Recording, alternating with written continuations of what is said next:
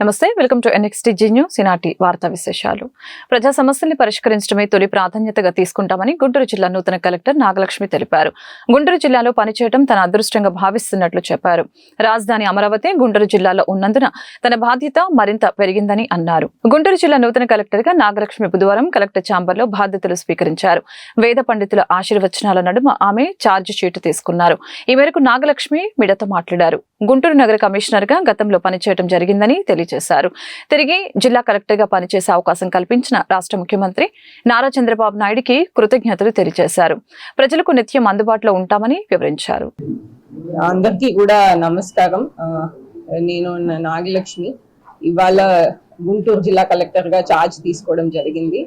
మనకి రాష్ట్ర ప్రభుత్వం ప్రయారిటీస్ మేరకు జిల్లాల్లో అన్ని పనులు కూడా ప్రగతిలో పెట్టడానికి, అభివృద్ధి బాటలో జిల్లాని ఇంకా కూడా ముందుకు తీసుకెళ్లడానికి ఖచ్చితంగా అందరితో కలిసి ప్రజాప్రతినిధులైనా, అధికారులైనా, NGOs, ప్రజలు, మీడియా మిత్రులు అందరితో కూడా కలిసి పనిచేయాలనే ఉద్దేశంతో ఉన్నాను.